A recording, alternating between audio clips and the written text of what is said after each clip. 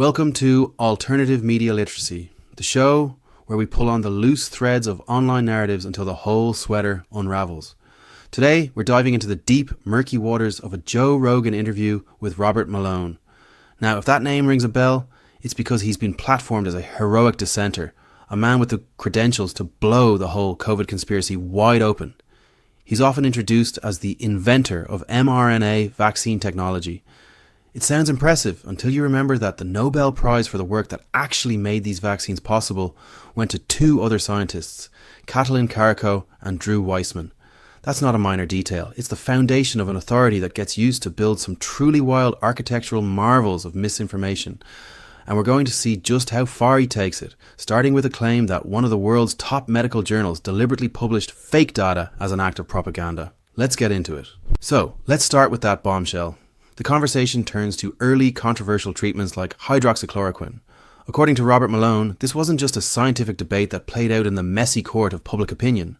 Oh no, it was a hit job, a coordinated, fraudulent attack orchestrated from the very top of the medical establishment to crush a life-saving drug. He claims one of the most prestigious medical journals in the world, the Lancet, was in on it, knowingly publishing a paper based on totally made-up data. And then, I think it was Lancet, published this paper that had totally made-up data that trashed the drug. Said that it's toxic, doesn't work, blah, blah, blah, blah, blah. It was all fake. Okay? They pulled the paper when it became revealed that it was based on non-existent data, that it was more propaganda, published in one of the top medical journals in the United States. But by that time, it was completely crushed. So they didn't have to go after Z-Stack. They'd already killed Z-Stack. Okay, here's a masterclass in the disinformation playbook. He's actually right that a fraudulent, influential paper about hydroxychloroquine was published in the Lancet and later retracted. It was a massive, embarrassing failure of peer review that genuinely hurt scientific discourse. But that's where his story takes a sharp right turn into pure fiction. This wasn't a conspiracy, it was a scandal. The data came from a tiny sketchy company called Surgisphere, and hundreds of scientists around the world immediately raised red flags, pointing out that the data was, to put it mildly, garbage. The Guardian and other journalists investigated. The Lancet, faced with overwhelming evidence of fraud from the scientific community, retracted the paper. What Robert Malone presents as a top-down plot was actually a bottom-up act of scientific self-correction. It wasn't the system working perfectly to suppress a cure. It was the system working imperfectly to correct a massive error. He takes a genuine failure and recasts it as a malicious, intentional act. It's the perfect conspiracy starter kit. To make a claim that bold that a top journal is committing fraud, the speaker must have some incredible authority. So who is Robert Malone, and where does his authority come from? Well, Joe Rogan is happy to lay the foundation for us, presenting him as a uniquely credible expert with a background that speaks for itself. The cornerstone of that credibility, his patents, and his self-proclaimed title as the inventor of mRNA vaccines. First of all, they were trying to label you a quack and a kook and someone who didn't know what they were talking about. I don't think it worked with everybody. I mean, it worked with people that weren't paying attention. But anybody that really paid attention to your background said, no, this guy's very credible. I mean, don't you have like 9 patents on mRNA vaccine technology? Yeah, on the mRNA. A total of about 15, I think. And there it is. The foundation. Let's be fair. Robert Malone was a pioneer. His work in the late 1980s was important. Foundational research into getting mRNA into cells. He deserves credit for that. But calling him the inventor of the vaccines we have today is a gross exaggeration. It's like the person who first figured out how to put yeast in dough, calling themselves the inventor of the cronut. The critical breakthroughs that made the COVID vaccine safe and effective came decades later, from people like Katalin Karikó and Drew Weissman, whose modifications to mRNA were the key. Science is a team sport played over generations. By claiming the title of sole inventor, Robert Malone creates a false, unearned authority. It's a credential that he then weaponizes to lend credibility to every other claim he's about to make. With his credentials established, or at least claimed, let's look at how he uses that authority to spread dangerous medical advice. He discusses his own battle with long COVID, a genuinely frightening and poorly understood condition. He says he was told that getting vaccinated might help his symptoms, but now he claims to have new data that says the exact opposite. And so it was promoted that if he took the jab and you had this symptom, Yeah. then it would kick your immune system up. You get more of a response to the spike antigen, and that would allow you to clear these symptoms of long COVID. That turns out now we have data in just fairly recently that, in fact, the opposite is true. So this idea of long COVID, so you got long COVID from the actual infection of COVID-19 before the jab. This is infuriating. He's speaking to people who are suffering from a chronic, debilitating illness with very few answers. And yes, the mechanisms of long COVID are complex and patient-reported outcomes after vaccination have been varied. But to state definitively that the opposite is true, that vaccines make it worse, is monstrously irresponsible. Why? Because the aggregate data and medical consensus say the exact opposite. Multiple studies, including a massive one from the UK Health Security Agency, have found that vaccination is associated with a lower risk of developing long COVID in the first place, and many patients report their symptoms improve after the shot. The CDC and WHO recommend vaccination for people with long COVID. By presenting his unsubstantiated claim as fact, he's actively harming a vulnerable population, scaring them away from something that the best available evidence suggests can help them. This isn't just misinformation, it's cruelty. Spreading medical misinformation is one thing, but Robert Malone's theories go much further. He's built an entire framework to explain why so many people fell for what he calls the official narrative. It's not that they weighed the evidence and came to a different conclusion. It's that they were essentially hypnotized. He popularized a term for this, a diagnosis for the masses, mass formation psychosis. But the core of it is that when people, to make it simple, become disassociated from society and from each other, they become extremely vulnerable to manipulation of a variety of different types. And a leader can come into that environment and offer, to simplify it, offer a solution to their pain, because being isolated, socially isolated, is associated with pain. We as human beings have a need to connect with others. It's a fundamental aspect of being human. It's what you do. I mean, you connect. That's the essence of the Joe Rogan experience, I think. So we need to connect with others. And in certain situations where people are threatened, and in particular in the modern era where we have all of these things that drive us into isolation, most notably our electronic tools,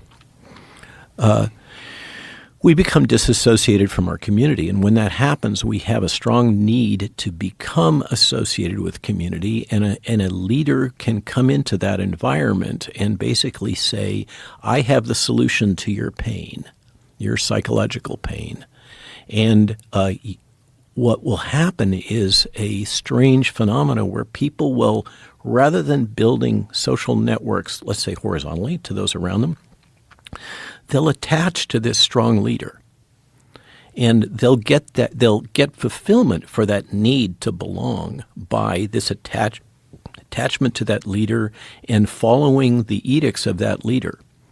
And this leads to this phenomena that gives rise, enables totalitarianism.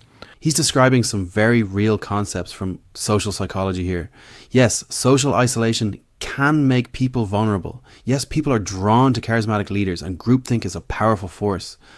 But then he bundles these valid ideas into a neat, tidy, and completely unscientific package called mass formation psychosis. This is not a recognized clinical diagnosis. You will not find it in the DSM-5. It's a term popularized by a Belgian academic named Matthias Desmet that was then supercharged into the conspiracy ecosystem. It's a perfect example of scientism mimicry. It sounds academic, it uses psychological language, but it's ultimately a tool to pathologize disagreement.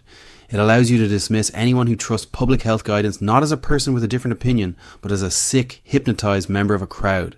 It's a profoundly arrogant and intellectually lazy way to view the world. So he's established the what, this mass psychosis. Now he moves on to the how.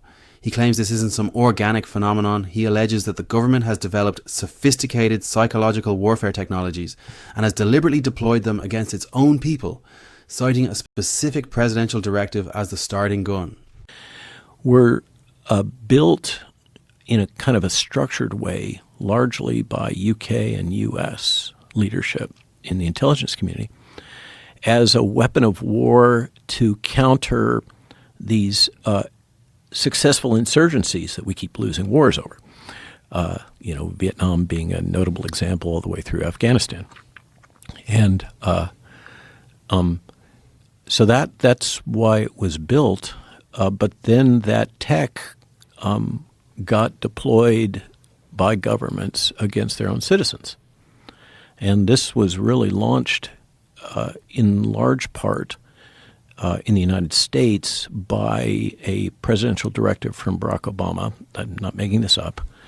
You can look it up. And by the way, the presidential directive is still in place that established the nudge technology units in the United States. I love the "I'm not making this up, you can look it up" line. It's a classic move because he's right, you can look it up. And when you do, the whole story deflates like a sad balloon. The directive he's almost certainly talking about is Barack Obama's Executive Order 1T707, using behavioral science insights to better serve the American people. Does that sound like a declaration of psychological war?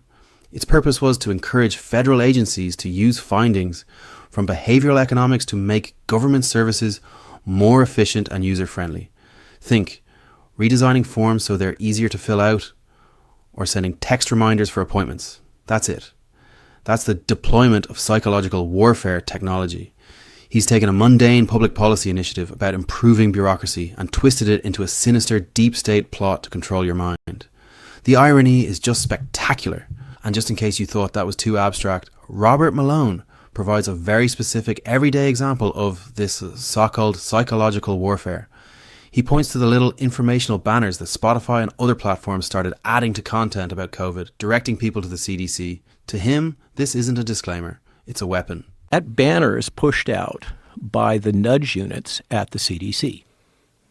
Okay, that is nudge technology. It is all around us all the time, and it's basically still public policy consequent to the old Obama presidential directive that still hasn't been rescinded. I love President Trump. I think he's doing amazing things. I think he's amazingly brave. I just mentioned our friend Gavin DeBecker referred to Trump the other day when I saw Gavin in Maui as a once-in-500-year leader. And that's not nothing coming from Gavin. And so I'm a big supporter, but the president has still left in place this mechanism that exists that directs the federal government to use nudge technology and related what I assert is psychological warfare technology on the American populace. This is just beautiful. There's a legitimate ethical debate to be had about nudge theory, but what Robert Malone is doing here is just absurd. The term was popularized by Richard Thaler and Cass Sunstein in their 2008 book, Nudge. It's about making the desired choice the easy choice, like when the UK's behavioural insights team used text messages to remind people to pay fines. President Obama's 2015 executive order encouraged using behavioural science to help people access federal programs. To equate a CDC banner with psychological warfare technology is a masterclass in paranoia.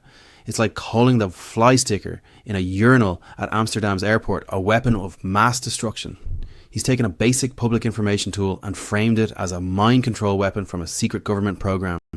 It's paranoia as performance art. So according to Robert Malone, the public has been hypnotized by government psychological warfare. The next logical question is, who is behind it all and why? Well, don't worry, he has the answer. He's going to name the shadowy cabal pulling the strings, and it's a name that should be very, very familiar to anyone who spent more than 10 minutes in the conspiracy theory section of the internet. And they were talking this, and frankly, I thought it was crazy talk.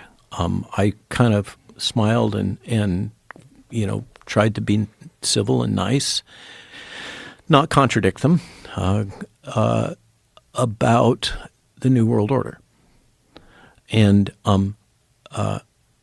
then along comes, then my wife one day says, "Hey, you ought to look at this book from Klaus Schwab.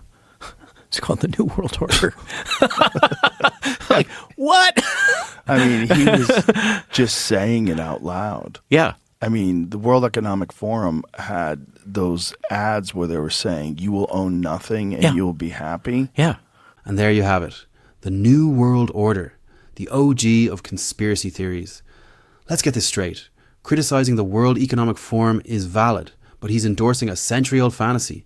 His evidence? First, Klaus Schwab's book, The Great Reset. I actually read it. It's a deeply boring policy book about post-COVID recovery, not a secret blueprint for your subjugation. Then there's the infamous, "You will own nothing and you'll be happy" line. That's from a 2016 WEF thought experiment about life in 2030, not a command from their volcano lair. He's taking real concerns about global elites and twisting them into a lazy, baseless cartoon. And that's not just dumb, it's dangerous. Okay, so we have a secret cabal with a mind control machine. But what's the motive? Why go to all this trouble? According to Robert Malone, it wasn't just about power. It was about money. He claims the entire pandemic response was engineered to be the single greatest heist in modern history. The thing that kind of gets into their brain is the greatest upward transfer of wealth in modern history occurred during COVID. Yeah. It wasn't just the vaccines. It was the whole enterprise. With the lockdowns. Lockdowns, all the what was done to small businesses, what was done to the economy, the stimulus packages. They're still digging out of all of that fraud. In retrospect, for average folks that are just trying to put food on the table and pay their rent, to look at in retrospect what was quite literally done to them. The middle class was hollowed out on hyperspeed. This is the most brilliant and insidious claim of all, because the premise is 100% true. The pandemic and the response to it absolutely did cause a staggering upward transfer of wealth. Oxfam, the Federal Reserve, economists across the political spectrum all agree on this. The rich got richer, and the middle and working classes got hammered. Robert Malone gets to stand on that solid block of truth. But then he builds a fantasy on top of it. He argues this outcome must have been the intent. This is a classic logical fallacy. He sees a massive effect, wealth inequality, and assumes it must have been caused by a massive deliberate plot. The actual causes are far more complex and boring. Emergency monetary policy, asset inflation, supply chain chaos, the way lockdowns favoured large corporations over small businesses.